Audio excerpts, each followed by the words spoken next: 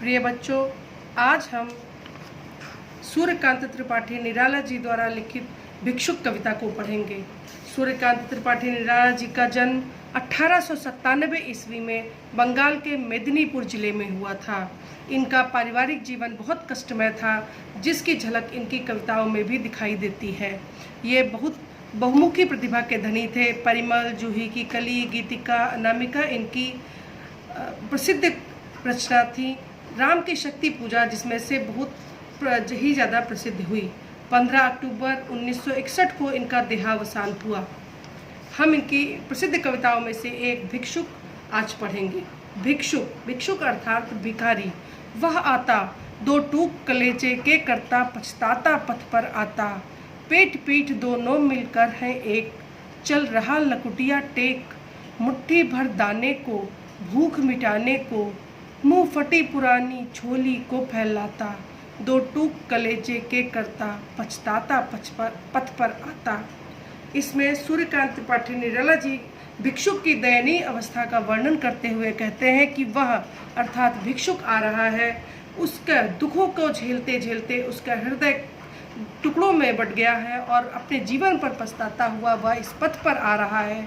वह इतना दुर्बल है कि पेट और पीठ मिलकर एक हो रहे हैं और वह लाठी टेकता हुआ चल रहा है।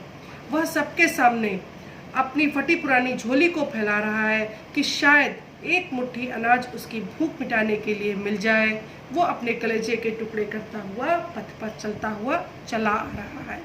साथ दो बच्चे भी हैं सदा हाथ फैलाए, बाएं से वे मलते हुए पेट को चलते और दाहिना दया दृष्टि पाने की ओर बढ़ाए।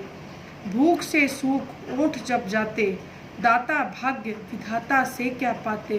घूंट आंसुओं के पीकर रह जाते। उस भिक्षुक यानी भिखारी के साथ दो बच्चे भी हैं। वे बच्चे जन्म से ही भिक्षा पर पल रहे हैं। उनके हाथ सदा फैले ही रहते हैं। बाएं हाथ से वे पेट को मलते रहते हैं चूँकि भूख से व्याकुल हो रहा है, और दाहिना हाथ दूसरों की भिक्षा पाने के लिए, दूसरों की दया दृष्टि पाने के लिए दूसरों की तरफ बढ़ा हुआ रहता है। और उनके होंठ जब भूख से सूख जाते हैं तो वे आंसुओं के घूंट पीकर रह जाते हैं, क्योंकि जब ईश्वर ने ही ऐसा उनके साथ अन्याय किया है तो वो किससे क्या शिकायत करते। चाट रहे जूठी पत्तल वे कभी सड़क पर खड़े हुए, और झपट लेने को उनसे कुत्ते भी हैं अड़े हुए। ठहरो अहो मेरे हृदय में है अमृत, मैं सींच दूंगा। अभिमन्यु जैसे हो सकोगे तुम, तुम्हारे दुख मैं अपने हृदय में खींच लूँगा। कवि ये कह रहे हैं कि जब वे भूख से व्याकुल हो रहे हैं बच्चे, तो कभी कभी वे सड़क पर जूठी पत्तलों को खाने के लिए तैयार हो जाते हैं, लेकिन वे उन पत्तलों को भी नहीं खा सकते हैं। इतना उनका दुर्भाग्य है, क्योंकि सड़क पर रहने वाले कुत्ते उन पत्तलों को अपना अधिकार मानकर उनसे झपट लेने के लिए जिद पर अड़े हुए हैं। कवि कहते हैं, ठहरो मेरे हृदय में प्रेम रूपी अमृत बरस रहा है, जिससे मैं तुम्हारे जीवन को सींच दूंगा।